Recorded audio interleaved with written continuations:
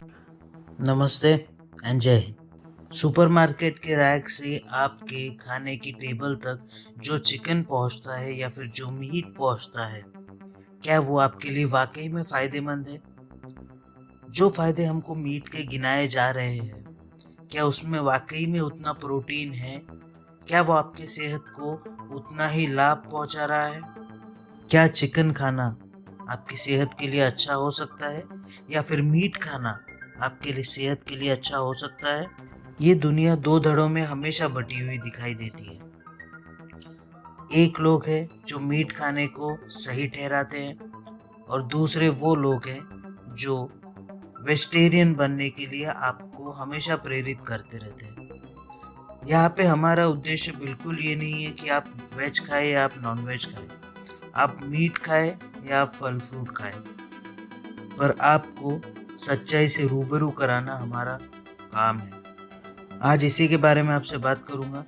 क्या है मीट के फ़ायदे, क्या है मीट के नुकसान, क्या है वेजिटेरियन खाने के फ़ायदे और क्या है इसका ऐतिहासिक परिचय हमारी संस्कृति में। इसी के बारे में आपसे बात करूंगा। आप बने रहिए, देखते रहिए exposing star with Shantanu.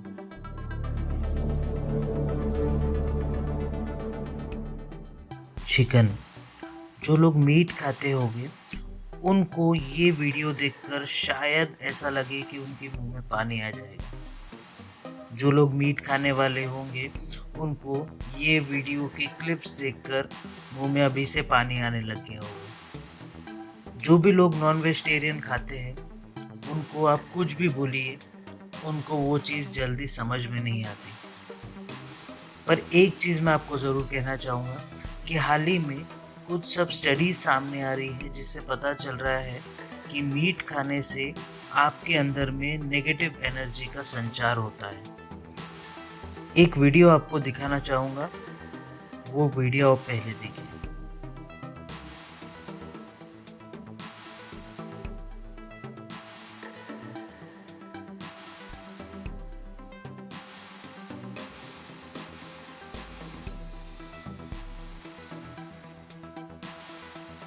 What's up, guys? Here's why you should always buy your chickens whole. So if there's something like this, like cancer in it, not to eat the whole freaking thing. Don't let the butcher just cut it out. Yeah, I'm not gonna say what grocery store I got this from because I don't think it's their fault. But they actually refunded me and gave me a new chicken. So props to them. But I mean, come on, that is disgusting. Went to quarter it right away. Disgusting. देखा आपने, जो meet आप खाते हैं, जो meet आपके dining table से लेकर आपके पेट तक पहुंचता है, वो मीट में कैंसर भी हो सकता है। और ये हम नहीं कह रहे। कैलिफोर्निया रिसर्च इंस्टीट्यूट के द्वारा एक लेख प्रकाशित किया गया था जिसमें बताया गया था कि रेड मीट खाने से लगभग 19% चांसेस आपके कैंसर होने के बढ़ जाते हैं। साथ ही साथ उसमें ये भी कहा गया था कि अगर आप प्रोसेस्ड मीट खाते हैं तो 48% चांसेस है कि आपको कैंसर हो सकता है। हम लोगों ने कई बार देखा है कि हमारे ग्रंथों में कहा गया है, खास करके हिंदू धर्म के ग्रंथों में कहा गया है कि खाना ऐसा खाइए जिससे कम से कम हिंसा हो।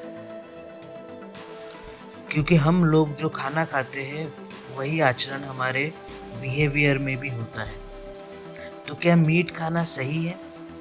तो ये बात बहुत सही है कि मीट से हमें तमाम सारे प्रोटीन्स, विटामिन B12 ये सब चीज़ें मिलता है। पर हमारी बॉडी को जितने विटामिन्स, जितने मिनरल्स चाहिए होते हैं वो हमें दालों से और पल्सेस से मिल जाते हैं। इससे ज़्यादा प्रोटीन या फिर इससे ज़्यादा विटामिन्स हमारी बॉडी नहीं एब्जॉर्ब कर सकती है। इसीलिए आप कभी देखेंगे कि कई सारे नए जनरेशन के लोगों में पाइल्स की समस्या आम हो गई है। उसका रीज़न ये है कि हमारी जो यंग जनरेशन है वो मैक्सिमम मीट ईटर्स हैं। और हम लोगों ने भी देख रखा है कि जब हमारे सामने चिकन आता है या फिर हमारे सामने मटन आता है तो हमारे मुंह में पानी आ जाता है और हम लोग अपने आप को कंट्रोल नहीं कर पाते।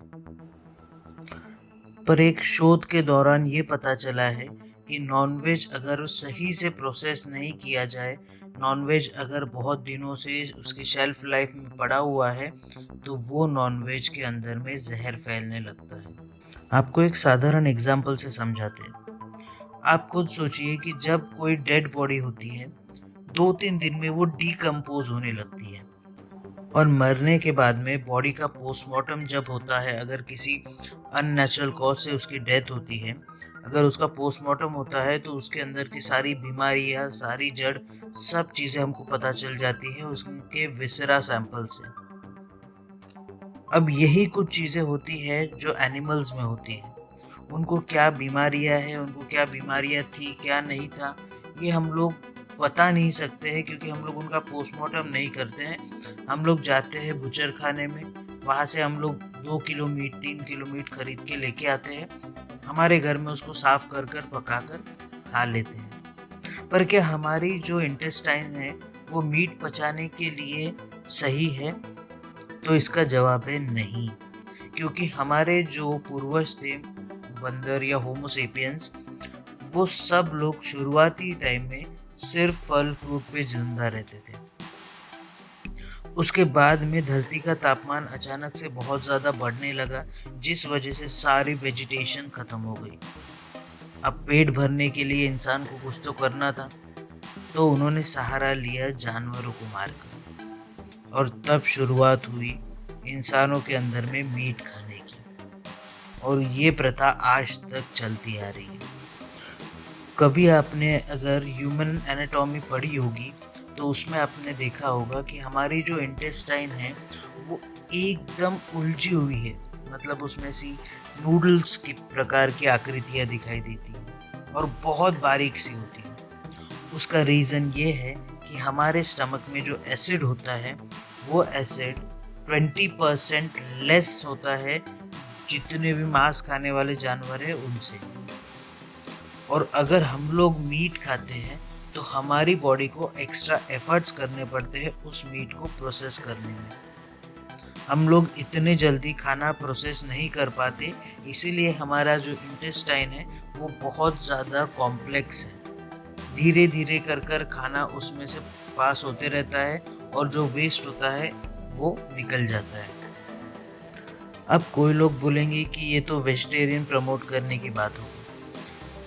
देखिए, आजकल हम लोग ये भी देख रहे हैं कि वेजिटेरियन हो या नॉन वेजिटेरियन हो, लोग अपने अपने खाने से बड़ा लगाव करने लगे हैं। कई वेजिटेरियन लोग हैं जो अंडा खाने को या दूध पीने को बहुत ही ज़्यादा फायदेमंद कहते हैं। अब आप खुद सोचिए, जो मुर्गियों के साथ में अंडे प्रोड्यूस किए जा रहे हैं उनको किस बर्बरता से गुजरना पड़ता है, और जो दूध हम लोग पी रहे हैं क्या वो कुछ इम्प्योरिटीज़ के साथ में नहीं मिला हुआ रहता है?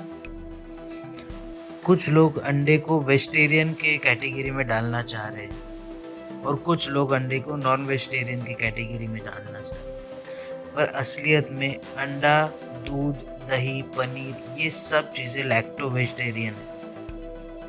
अब आप सोचिए कि अगर अंडा, दूध, पनीर, इन सब चीज़ों से आपको कैल्शियम मिल रहा है तो उसका कोई सब्स्टिट्यूट आपके पास में अवेलेबल है? अगर नहीं है तो वो खाना बिल्कुल सही हो सकता है। पर मीट का सब्स्टिट्यूट आपके पास में है।